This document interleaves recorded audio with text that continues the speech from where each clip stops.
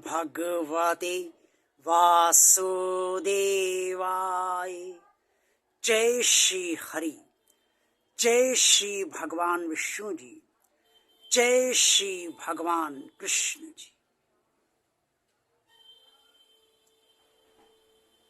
भगवान श्री कृष्ण जी ने कुरुक्षेत्र के मैदान में अर्जुन को ज्ञान देते हुए कहा, अनिष्टमिष्टम मिश्रम च त्रिविधम कर्मण फलम भवत्य त्यागिनाम प्रेत्य नातु सन्यासिना कवाचिता। श्रीमद् भगवद गीता के अध्याय 18 श्लोक 12 में स्पष्ट तौर पर ये वर्णित है कि भगवान श्री कृष्ण जी ने अर्जुन को ये समझाया कि फल का त्याग करने के लिए वो क्यों बार बार जोर दे रहे हैं।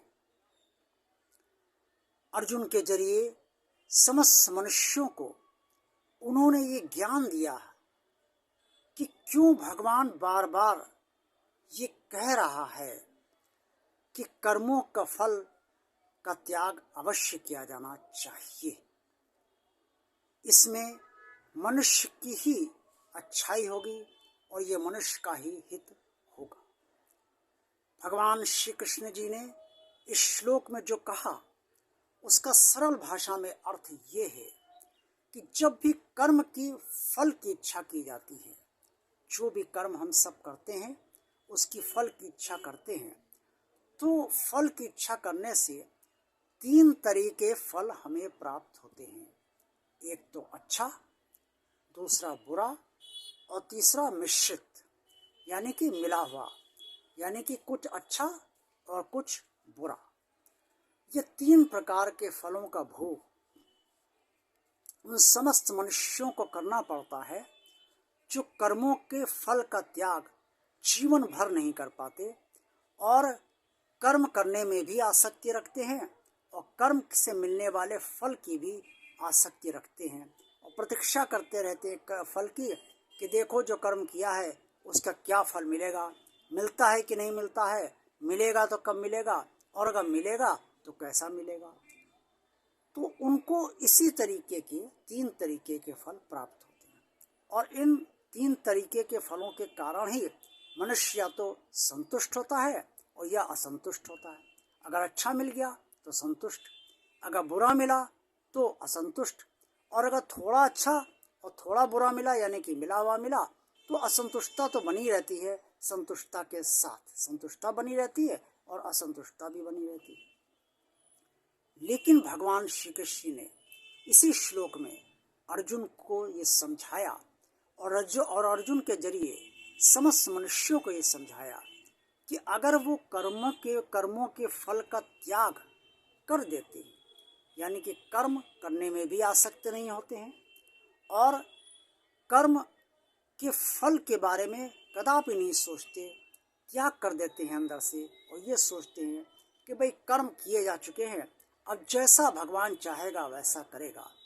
ऐसे विरले मनुष्य, और विरले आप भी हो सकते हैं, ऐसा नहीं है कि विरले आप नहीं हो सकते, ऐसे मनुष्य समस्त मनुष्य जो फल की इच्छा त्याग करके कर्म करते हैं और फिर कर्म करने के बाद भी फल की इच्छा नहीं करते, वो न सिर्फ इस जन्म में बल्कि मृत्यु के पश्चात भी कर्मों के फलों से नहीं बंधते। ये भगवान श्री कृष्ण ने अर्जुन से श्लोक में कहा है कि ना तो उन्हें अच्छा बुरा और मिला हुआ फल, ये तीनों जो फल होते हैं इसका परिणाम उन्हें भुगतना नहीं पड़ता है। अच्छा फल मिलेगा तो प्रसन्नता होगी, बुरा फल मिलेगा तो कष्ट होगा, और थोड़ा बुरा थोड़ा अच्छा मिला तो भी कहीं कष्ट है तो कहीं सुख है, थोड़ी बहुत संतुष्टि है। तो ये 3 तरीके के जो परिणाम हैं, जो लोग फल की इच्छा नहीं करते हैं कर्म करने से पहले, कर्म करने के दौरान और कर्म करने के बाद, उनको ऐसे फल कभी नहीं मिलते।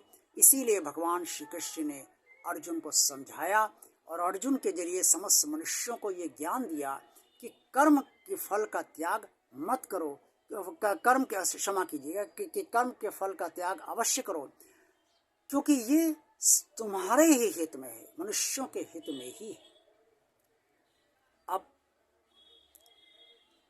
फल भी एक माया ही तो है, और ये माया ही हम सबको उलझाती है और ये बताती है कि भाई फल मिलना चाहिए, फल मिलना चाहिए।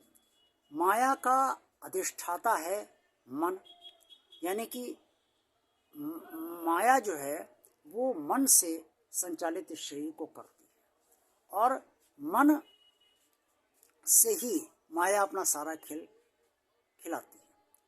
ये ठीक है कि ये सब स्थितियां हैं, लेकिन इसके बावजूद भगवान श्री कृष्ण ने कहा है कि कर्मों के फल का त्याग अवश्य किया जाना चाहिए। मुझे विश्वास है कि इस वीडियो को देखने के बाद भगवान और आप चैनल के सभी भक्त अब सावधानी इस बात में अवश्य रखेंगे कि जब भी वो कर्म करेंगे तो इस बात को अवश्य सोचते रहेंगे कि उनका भगवान ही इन कर्मों का फल उन्हें प्रदान करें, और वो भगवान से प्रार्थना करें, अपने भगवान से कि हे प्रभु, ये कर्म जो मैं कर रहा हूँ, ये कर्म आप मुझसे ठीक से करवाइए, बिना किसी बंधन के करवाइए, क्योंकि आसक्ति से बंधन होता है, तो बिना बंधन के करवाइए। अगर मैं आसक्त हो जाऊंगा तो बंधन में पड़ जाऊंगा। मेरे अंदर ये रहेगा कि मैंने ये कर्म किए हैं, मुझे ये कर्म करने हैं, अभी और कर्म करने हैं, इससे बंधन होता है। तो मुझे आसक्ति रहित कर दीजिए और बंधन मुक्त कर दीजिए, और मुझसे इस तरह से कर्म करवाइए कि मैं बिना आसक्ति के, बिना बंधन के कर्म करूं, और उन समस्त कर्मों का जो फल आपको देना हो वो फल आप मुझे दीजिए। यही बात भगवान श्री कृष्ण ने अर्जुन को समझाई, और अर्जुन के जरिए समस्त प्राणियों को ये ज्ञान, समस्त मनुष्यों को उन्होंने ये ज्ञान दिया। मैंने प्राणी से मनुष्य इसलिए दोबारा इसलिए कहा है क्योंकि समस्त प्राणियों में ना तो उतनी बुद्धि परिपक्व होती है और ना उतना विवेक होता है, लेकिन मनुष्य को भगवान ने समस्त प्राणियों का राजा बनाया है, इसलिए मनुष्य की बुद्धि भी परिपक्व होती है अन्य प्राणियों की अपेक्षा, और विवेक भी अधिक होता है, परिपक्व होता है अन्य प्राणियों की अपेक्षा। आज का ये वीडियो आपको कैसा लगा? पसंद आया है तो इसे लाइक कीजिए। भगवान और आप चैनल अभी तक जिन लोगों ने सब्सक्राइब नहीं किया है वो इस चैनल को सब्सक्राइब अवश्य कर दीजिए। भगवान और आप चैनल ज़्यादा से ज़्यादा लोगों को शेयर कीजिए, और कमेंट्स बॉक्स में आप जो कुछ भी कहना चाहें वो अवश्य कहिए। ओम नमो भगवते वासुदेवाय। जय श्री हरि, जय श्री भगवान विष्णु जी, जय श्री भगवान कृष्ण जी। भगवान कृष्ण जी आप सबका कल्याण करें, आप सबका दिन शुभ हो। जय भगवान श्री कृष्ण जी।